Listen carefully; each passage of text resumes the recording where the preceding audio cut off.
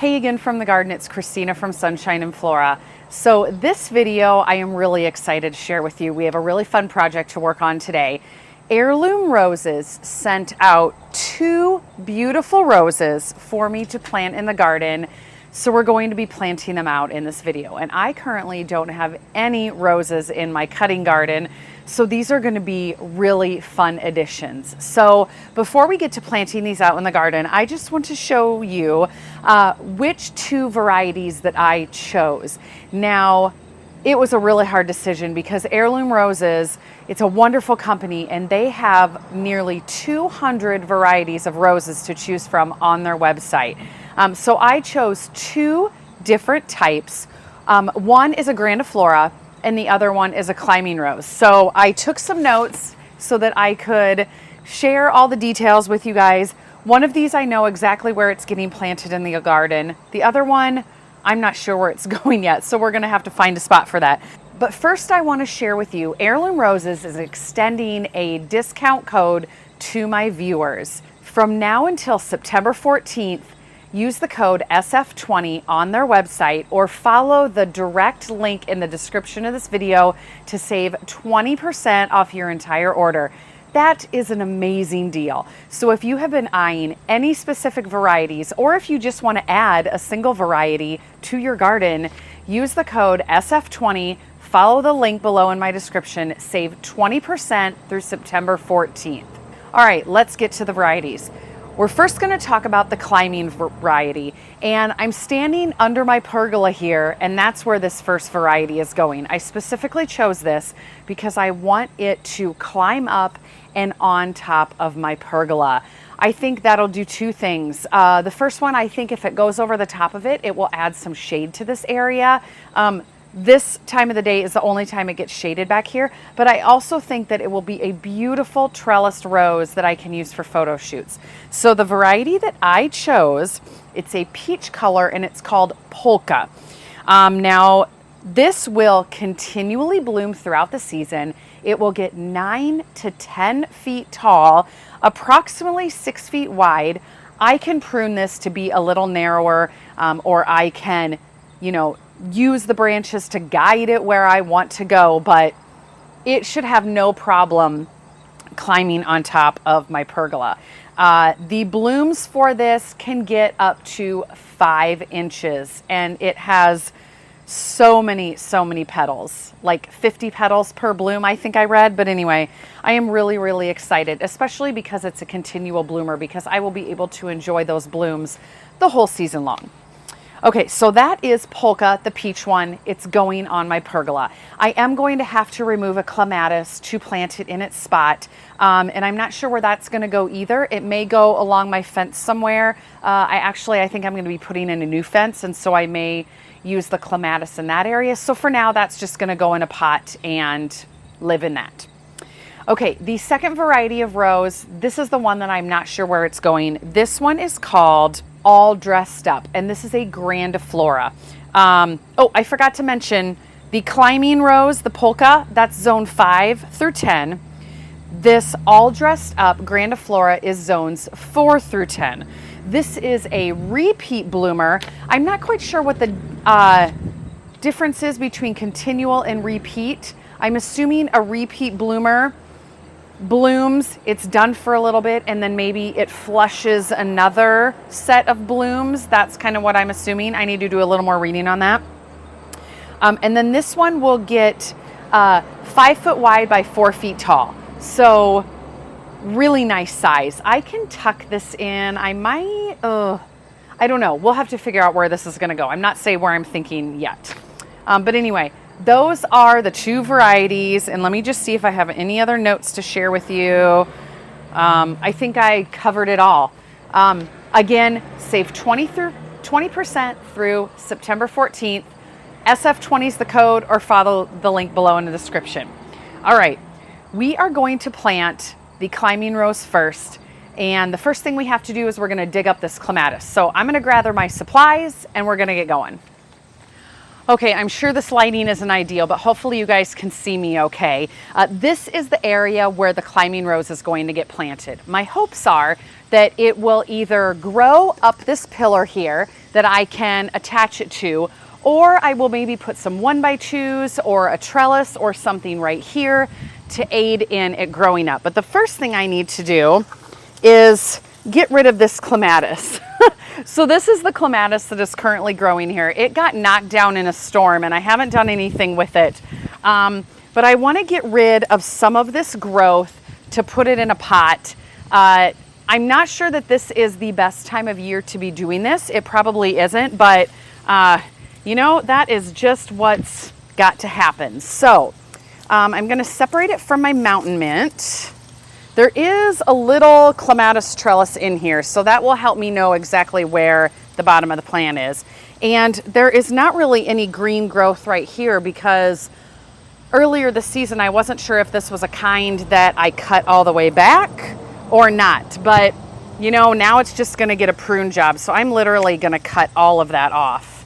And I'm going to cut the twine too.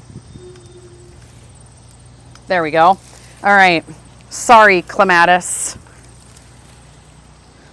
Okay, so the mountain mint needs to be worked back here, which I'm just going to kind of put it there behind that pole. Oh, this smells so good. I love the smell of mountain mint. There we go. All right, I can see the plant really, really good now. Let me zoom in and show you what we're working with. I don't even know if you can see me right now. All right, here's the area that we're working with. There's a little trellis right here, but down here there is a nice little planting space. This does get sun a lot of the day. It just happens to be shaded from the mountain mint right now. So this is where the rose is going to go, and it's right next to this pillar that goes all the way up my pergola. Now I got a pot ready. I did put some potting soil in here and pre-moisten it, and I can add some to that, but I didn't want the clematis to just go in a pot by itself, and I didn't want it to be dried out. I'm gonna probably kind of baby it, and it should winter over just fine in this pot. So basically I'm gonna be, and there is some new growth coming out of the bottom, unless that's mountain mint. That might be mountain mint. It's so hard to tell. All right. Basically, I'm just going to be digging up the root ball, I think.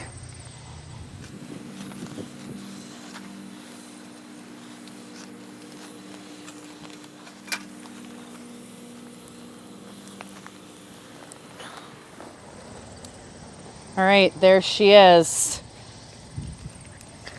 Pretty decent sized root ball. I probably didn't need that much soil in there. All right, let's take some out.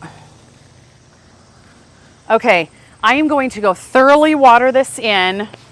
I need to cut this trellis away, and I'm just going to keep this all together. All right, so the clematis is dug up. It's out in its pot. It's thoroughly watered, and I'm just going to baby it and make sure it doesn't dry out.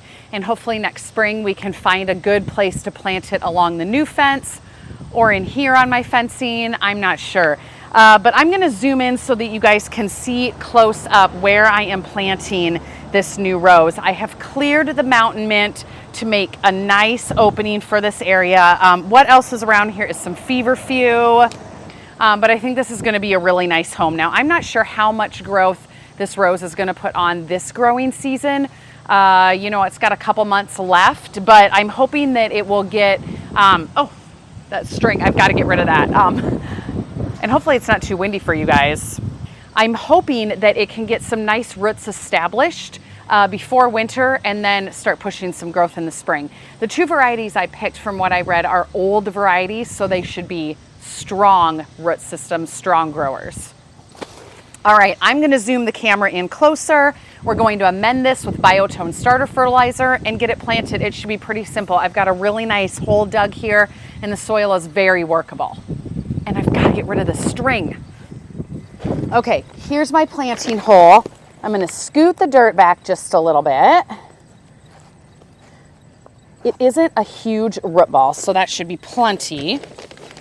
I'm going to add a little bit of Biotone. There we go. I'm going to mix this around in the soil. Okay, here is how the roses come. They come in a bag, a biodegradable bag. They come with a tag, which I'm going to mark, and I'm going to keep this stake next to it. I have thoroughly watered this root ball, so it is not going in dry. And we're just going to set it in the hole. I might have to cut a little bit of this mountain mint back. I'm going to get it, I don't know what side is best. I'm going to add the soil. I'm probably going to have to go get some more soil to add around it. Okay, we'll add from the bag. There we go. Looks good. I'm going to go get some really nice healthy soil that's actually a bagged soil, and we're going to really plant this up with some good stuff. The stems are nice and green. It looks like a beautiful plant. And before I forget, I'm going to go ahead and just stick that tag in the ground. This can go in my compost. Okay, so I have gone and gotten some raised bed garden soil, and I'm just going to put that around the plant. It is moist because it was sitting out in the rain. I'm just going to press it in around the plant. Planting is normal. There we go. Make sure it's nice and sturdy. Okay, a little more.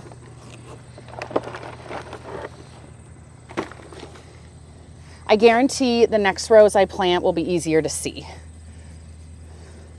I'm gonna leave that. Ooh, there we go. That helps. Okay. I don't want it too high on the stem. I want it soil height where it came in the package. That looks great. And there is some new growth on here. That's gonna look great. Lots of nice air circulation around here, and I can prune this back away from it if I want to. Okay, here's another little view. I think that is gonna be so pretty. I am really gonna baby this to make sure it grows well, but it should be really happy in that soil. Okay, let's venture out and trying to find a spot for the next one. So I think this spot is the winner. It happens to be in shade right now, but it gets a lot of sun throughout the day, plenty in fact, and I have 6 feet this way. I've got a lot of feet this way. I think it'll be okay if it's in front of the meter, because how often do they look at the meter? They'll still be able to access it. It's going to be plenty far away from this AC unit, plenty far away from this AC unit, and this is a super ugly part of the garden. So if I nudge it a little bit towards the path, it can slightly spill over to the path. I can prune it as I like, but 4 feet, there's way more than 4 feet here. So I think this is the winning spot. I need to grab my torch to burn a hole in the landscape fabric, and this is going to be really easy to plant.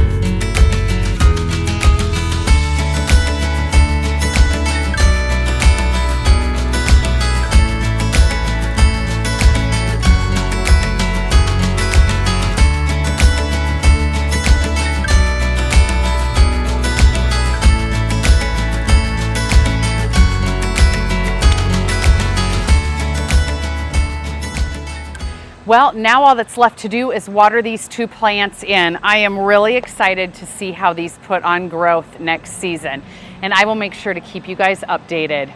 So thanks again for watching this video. Don't forget to check out Heirloom Roses, visit their website, use the link below, or use the code SF20 to save 20% on your entire order through September 14th. What a great deal. So thank you to Heirloom Roses. Hope you guys had a wonderful Labor Day weekend. Hope you have a wonderful rest of your garden season, and we will see you very soon.